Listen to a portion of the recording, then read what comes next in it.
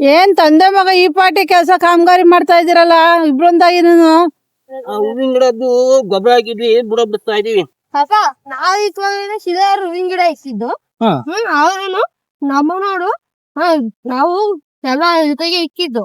ಆದ್ರೆ ಅವರು ರಾಸಾಯನಿಕ ಗೊಬ್ಬರ ಹಾಕಿರೋದಕ್ಕೆ ಅವರೆಲ್ಲ ನಾವಿರ್ಕು ದೊಡ್ಡದಾಗವೆ. ನಾವು ರಾಸಾಯನಿಕ ಗೊಬ್ಬರ ಹಾಕಣ. ರಾಸಾಯನಿಕ ಗೊಬ್ಬರ ಹಾಕಿದ್ರೆ ಗಿಡ ತುಂಬಾ ಚೆನ್ನಾಗಿ ಬೆಳೀತದೆ, ಬೇಗ ಬೆಳೀತದೆ. ಆದ್ರೆ ರಾಸಾಯನಿಕ ಗೊಬ್ಬರ ಹಾಕಿದಾಗ ಬೆಳಿತವೆ, ಮತ್ತೆ ಸತ್ತೋಗ್ಬಿಡ್ತವೆ ಬೇಗ. ಅವಕ್ಕೆ ಆಯುಷು ಕಡಿಮೆ. ಮತ್ತೆ ಹಿಂದಿಂದೆ ರಾಸಾಯನಿಕ ಹಾಕ್ಬೇಕು. ಮುಂಚೆ ನಾವು ರಾಸಾಯನಿಕ ಗೊಬ್ಬರ ಹಾಕ್ತಾ ಇದ್ವಿ. ಆಗ ನಿಂಗೆ ತೋರಿಸ್ತೀನಿ ನೋಡಿಲಿ, ಎರೆಹುಳು ಕಾಣ್ತಾ ಇದ್ಯಾ? ಈ ತರ ಎರೆಹುಳು ಮುಂಚೆ ನಮ್ ಹುಡುಕಿರು ಒಂದ್ ಸಿಕ್ತಿರ್ಲಿಲ್ಲ. ಆದ್ರೆ ಈಗ ಎರೆಹುಳು ಉಟ್ಕೊಂಡಿದೆ ಮಣ್ಣಲ್ಲಿ.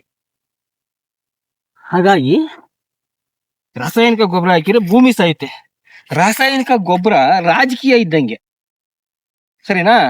ಅದಕ್ಕೆ ಯಾವಾಗಲೂ ರಾಸಾಯನಿಕ ಹಾಕ್ತಲೇ ಇರಬೇಕು. ಈಗ ಇದು ಸಾವಯವ ನಾವು ದನಿನ ಗೊಬ್ಬರ ಹಾಕಿದ್ವಿ. ಇದು ವರ್ಷಕ್ಕೆ ಒಂದ್ಸರಿ ಹಾಕಿದ್ರೆ ಸಾಕು, 2 ಸರಿ ಹಾಕಿದ್ರೆ ಸಾಕು.